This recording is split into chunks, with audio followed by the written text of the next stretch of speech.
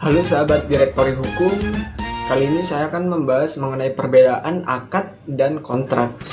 Yang pertama mengenai akad. Istilah akad banyak digunakan dalam hukum Islam, khususnya dalam konteks muamalah, yang merujuk pada kesepakatan antara dua pihak atau lebih untuk melakukan transaksi atau perjanjian dengan syarat dan rukun tertentu. Akad tidak hanya mencakup aspek hukum, tetapi juga menekankan pada moralitas dan niat yang baik dalam menjalankannya.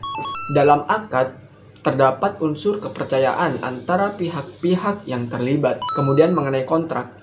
Dalam hukum positif, suatu perjanjian yang dibuat secara tertulis atau lisan antara dua pihak atau lebih, di mana para pihak berjanji untuk memenuhi kewajiban tertentu sesuai dengan perjanjian yang dibuat. Kontrak lebih menekankan aspek hukum yang mengikat dan dapat dijalankan melalui peraturan perundang-undangan. Kemudian mengenai perbedaan utama. Yang pertama mengenai ruang lingkup.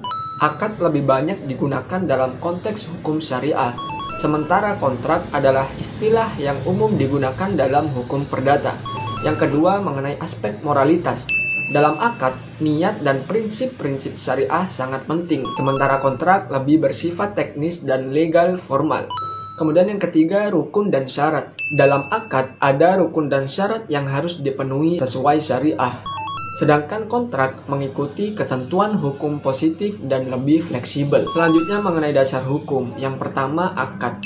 Berdasarkan Al-Quran Surat Al-Ma'idah ayat 1 yang menegaskan pentingnya memenuhi akad atau kesepakatan, serta berbagai ketentuan dalam kitab-kitab fikih seperti kitab Al-Buyu atau bab jual beli. Sedangkan kontrak diatur dalam pasal 1320 KUH Perdata, yang menyatakan bahwa perjanjian atau kontrak dianggap sah jika memenuhi syarat, yaitu kesepakatan para pihak, kecakapan untuk membuat perikatan, adanya suatu hal tertentu, dan sebab yang halal. Demikian penjelasan dari saya, semoga bermanfaat. Nantikan video selanjutnya untuk membahas permasalahan hukum yang ada.